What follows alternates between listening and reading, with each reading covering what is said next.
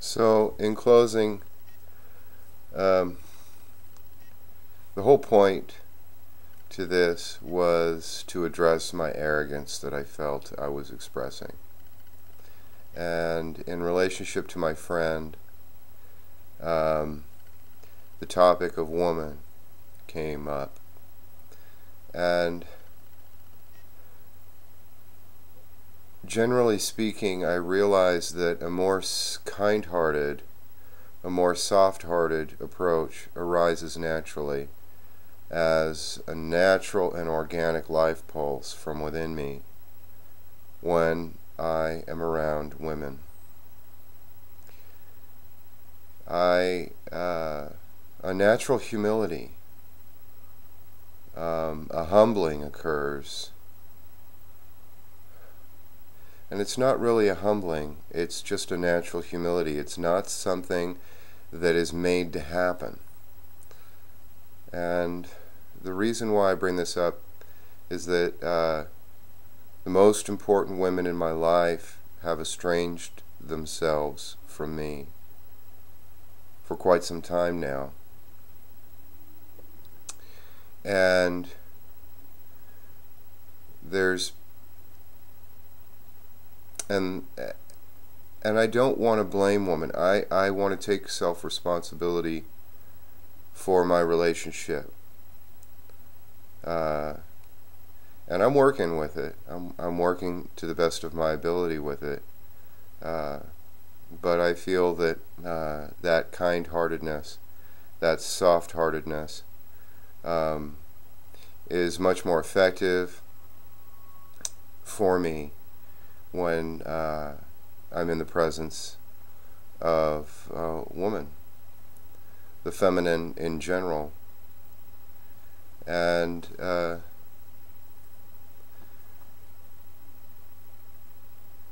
I've also come to understand that a woman has the potential of either making or breaking a man.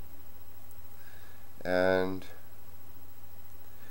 she has just as many struggles with her own self-development as a male does.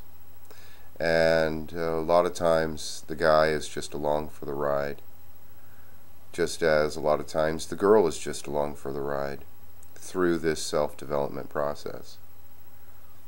Having the ability to endure and trudge through those difficult times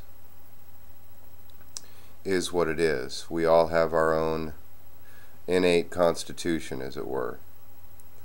Some things we'll tolerate, some things we won't.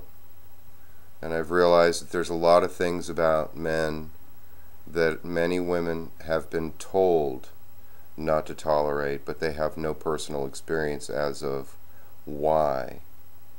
They have no personal understanding. They're just doing as they're told.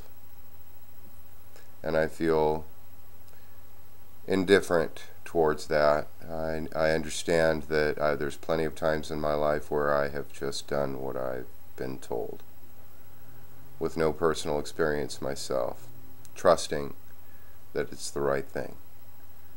But as a result, there was a great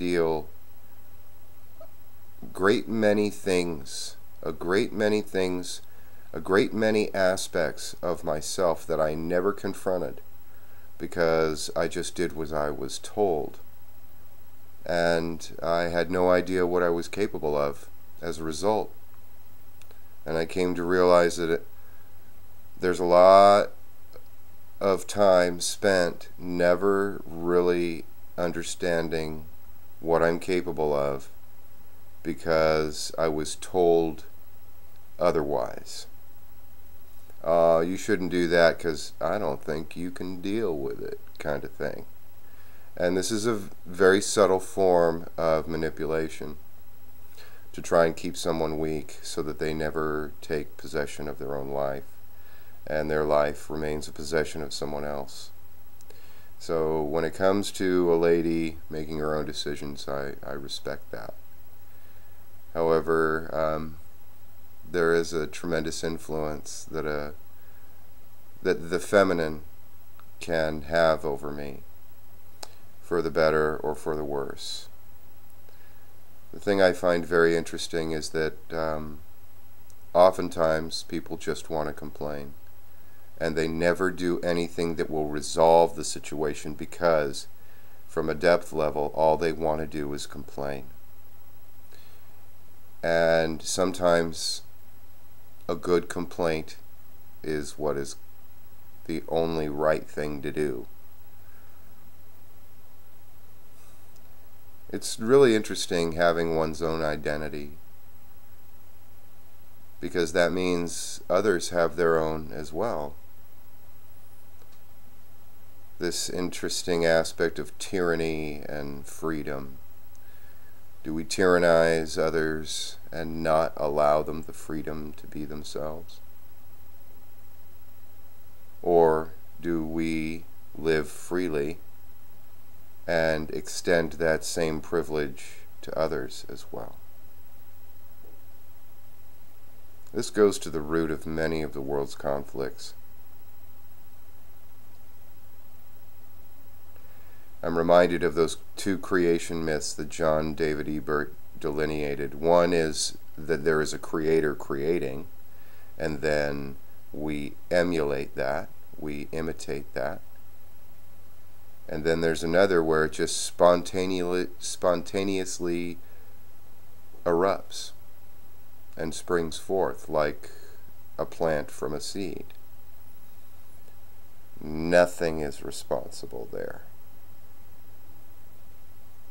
It's just affirming itself in life. And I wanted to share this, is that, and it's that for me, woman at the deepest root, the feminine, not woman, but the feminine at its deepest, in its deepest sense or essence, is the blind affirmation of life, the blind yes. I will, yes. And the male has an ability, so it's completely related to space-time and immersed in space-time, saying yes to space and time, reality, existence. And the masculine, however, can transcend this existence. And when the masculine begins to transcend, it runs into the guardian of time and space, which is the feminine. And the feminine says, thou shalt not pass without the right yes to life. The right for life to blindly say yes to itself.